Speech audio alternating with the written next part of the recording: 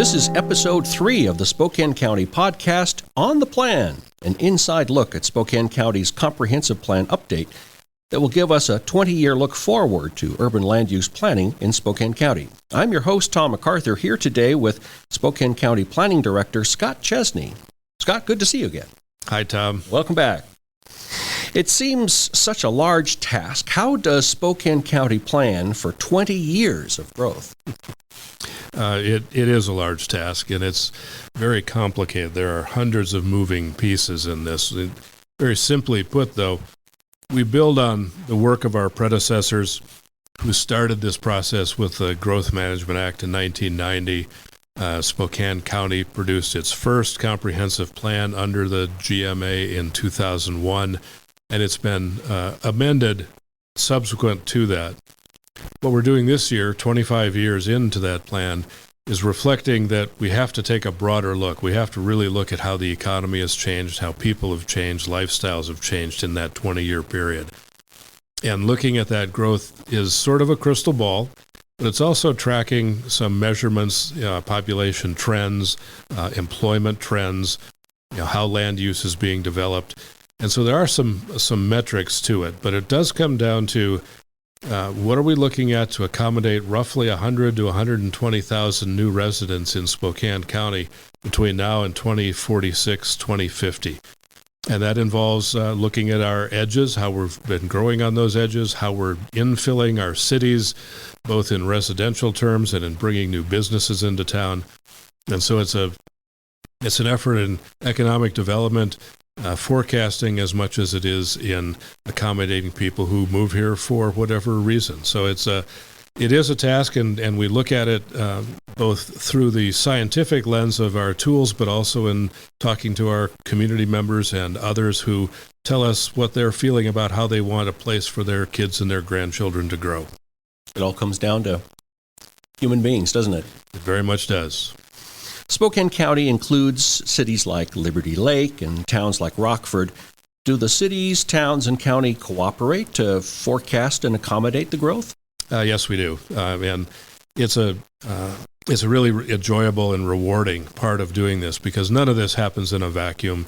When we talk about 100,000 new residents, one of the things that the county with these cities and towns does is participate in a planning exercise to allocate that growth to the various cities and towns based on their capacity, based on their past growth and their ability to hold growth into the future.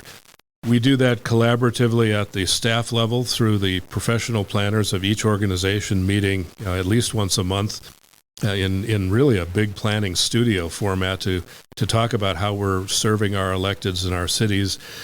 And then by county board statute or county board ordinance, there is a steering committee of elected officials that gets together 5 or 6 times a year to talk about that kind of coordination of growth among the various places. So it is a truly collaborative effort that gives everybody a chance at the table to advocate for how they want to grow and where their issues are.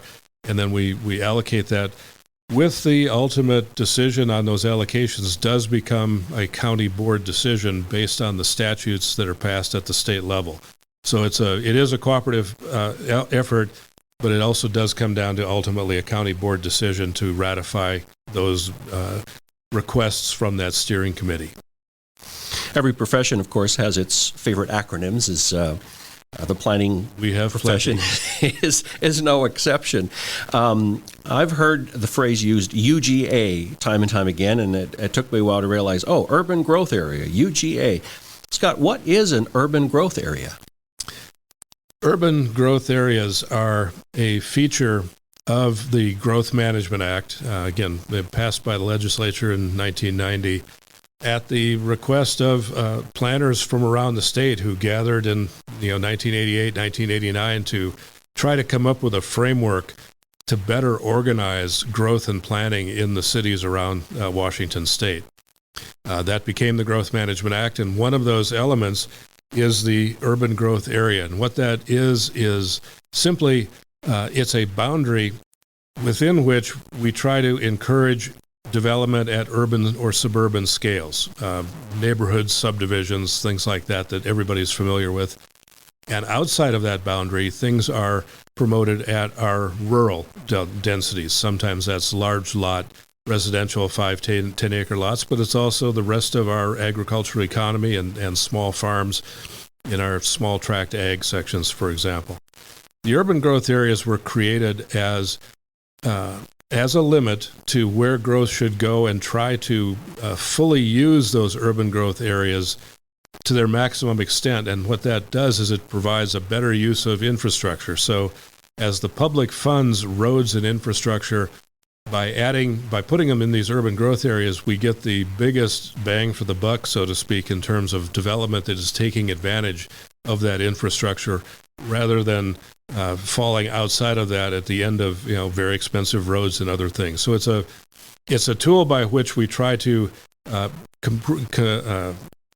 build and plan for walkable urban neighborhoods and parts of cities. So it's very much designed to constrain that growth constrain urban growth within these areas for future development. Each of these podcasts ends with a quote on planning. This week I've found a quote. It comes from Eleanor Roosevelt, longest-serving First Lady, diplomat, and human rights activist, and she says, "It takes as much energy to wish as it does to plan." Bye for now, and thanks for listening.